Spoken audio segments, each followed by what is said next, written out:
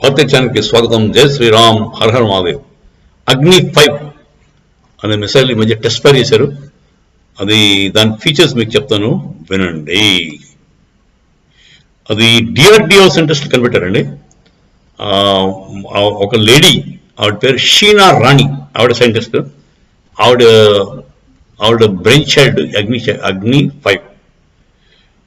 Sheena Rani spearheaded a defense research development organization team that was behind India's first flight test of Agni 5. Flight testing out చేసింది. Missile with multiple independently targetable re-entry vehicle and multiple independently targetable re-entry vehicle అంటే multiple target ని ఒకేసారి కొట్టగలరు. Which was launched on Monday from Dr. APJ Abdul Kalam Island of Odisha coast. Odisha సముద్ర తీరాన Abdul Kalam island నుంచి ఈ missile ని test చేశాడు successful గా. సో ఇది మల్టిపుల్ టార్గెట్స్ ని ఒకే మిసైల్ కొట్టదు. ఆ టార్గెట్స్ కూడా దే కెన్ బి సెపరేట్. ఒక 300 కిలోమీటర్లు 500 కిలోమీటర్ల సెపరేట్ లో కూడా ఉండొచ్చు. సో ఇది 5000 కిలోమీటర్ల దాని రేంజ్. 5000 కిలోమీటర్లు warheads including nuclear warheads తీసుకుని వెళ్ళి మోర్ దెన్ 1 మల్టిపుల్ టార్గెట్స్ కొట్టగలిగి మిసైల్. ఇది ఇంచుమించు ఈ టెక్నాలజీ ఎవడో ఊహించలేదండి. చైనా వాళ్ళందరూ కూడా బిత్తరపోతున్నారు. 5000 కిలోమీటర్స్ 10,000 కిలోమీటర్స్ వెళ్ళే ఉన్నాయి మిసైల్స్. కానీ multiple concept I don't think వాళ్ళు ఆలోచించలేదు. అదొకటి. మనకి ఈ ఐడియాస్ అన్ని ఎక్కడి నుంచి వచ్చాయంటారు? మన భారతంలో మనకు ఉన్నాయి. బ్రహ్మాస్త్రం ఉంది, పాశుపతాస్త్రం ఉంది, అగ్నేయాస్త్రం ఉంది, నారాయణాస్త్రం ఉంది. దాని డీటెయిల్స్ చాలా ఉన్నాయి. తర్వాత బార్బీకుడు అని ఒకడు ఉంటాడు. బార్బీకుడు రాక్షసుడు, ఘటోద్గచుడి కొడుకు. వాడు 3 నిమిషాల్లో ఏ యుద్ధాన్ని గెలిచేస్తాడు. 3 minutes. వాడికి 3 బాణాలు ఉంటాయి. ఆ 3 బాణాలతో మొత్తాన్ని అంటే 3 మిసైల్ అనుకుందాం. సో వాళ్ళ కాన్సెప్ట్స్. అబ్దుల్ కలాం గారు ఆ బార్బీకుడు బాణాల తాలూకు కాన్సెప్ట్ లాగా తయారు చేయాలని చాలా కృషి చేశాడండి. అబ్దుల్ కలాం గారికి చాలా విషయాలు తెలుసండి. సంస్కృతం, భాగవతం, భారతం అన్ని కూడా బాగా చదువుకున్నాడు. ఆయన ఎక్కడికి వెళ్ళినా గణేష పంచరత్నం ముందు చెప్తారండి. అబ్దుల్ కలాం గారు చాలా గ్రేట్ మనిషి.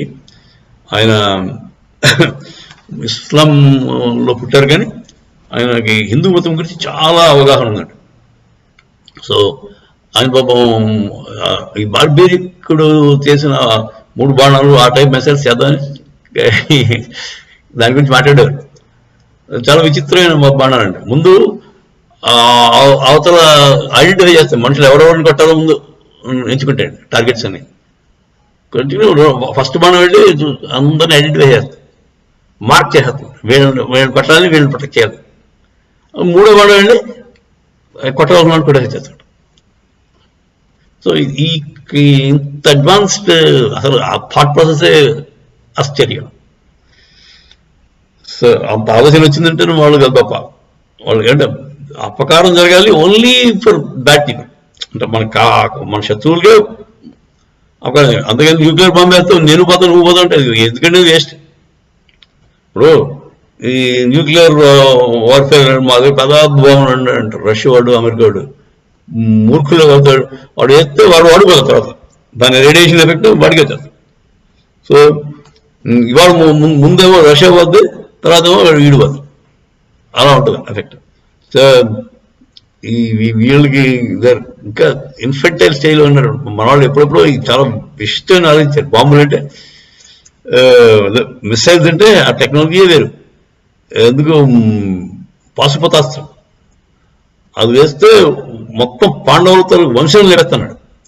ఓన్లీ పాండవులతో వంశం అపాండవం చేస్తాను అని చెప్పి ప్రతిజ్ఞ చేశాడు. ఎవడో అశ్వత్థామ దుర్యోధనకి చేసి ఆ పాశుపతాస్త్రం వదిలితే అది ఏకంగా నెక్స్ట్ జనరేషన్ కూడా చంపేస్తాడు. పాపం పొట్టలో ఉన్న పిల్లలు కూడా చంపాడంటే వెళ్ళిపోతాం. పరీక్షిత్ మహారాజు పొట్టలో ఉంటాడు. ఉత్తర అభిమన్యుడి పిల్లడం ఉత్తర ఆవిడ కడుపులో ఉన్నప్పుడు ఈ పాశుపతం వెళ్ళి చంపడానికి వెళ్ళిపోతారు. అప్పుడు కృష్ణుడు అడ్డుకుంటాడు. కృష్ణుడు ఒక్కడే అడ్డుకోగలిగిన శక్తి ఉన్నాడు. ఆ కృష్ణుడి కోసం వెతుకుతుంటాడు, బయటకు వచ్చేయడు. ఎవడో నన్ను సేవ్ చేశాడు పొట్టలో ఉన్నప్పుడు, వాడేడు అని. అందుకే వాడు పద్మని పరీక్షగా అంటే తీక్షణంగా చూస్తుండేవాడు. పుట్టిన వెంటనే బయటకు వచ్చిన వెంటనే ఏడి అని వెతుకుంటాడు. అందుకని వాడి పేరు పరీక్షిత్ అని పెట్టారు.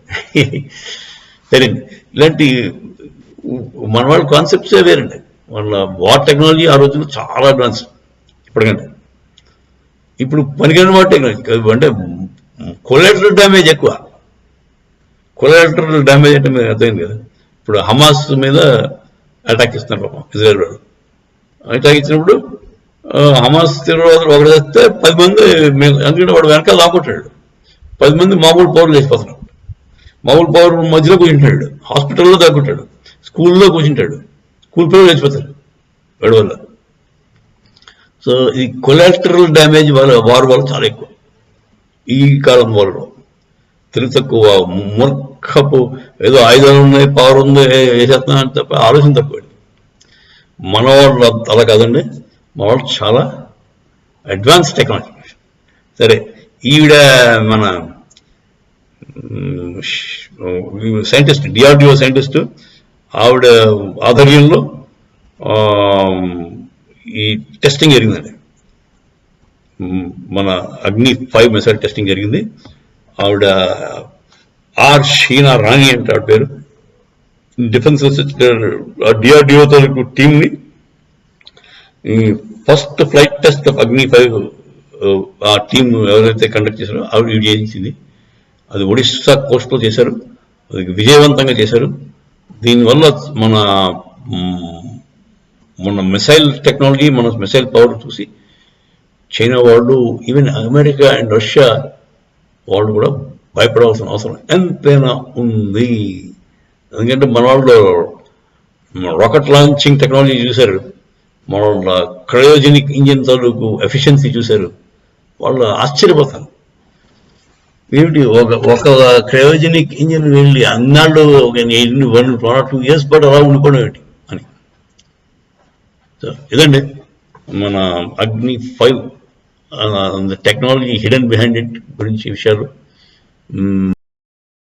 దీనివల్ల మన ఇండియన్ మిసైల్ పవర్ చాలా పెరిగినట్టే. మిగతా వాళ్ళందరూ, శత్రువులందరూ కూడా 4-5 సార్లు ఆలోచించాలి before they want attack India. జై శ్రీరామ్, హర హర మహాదేవ్.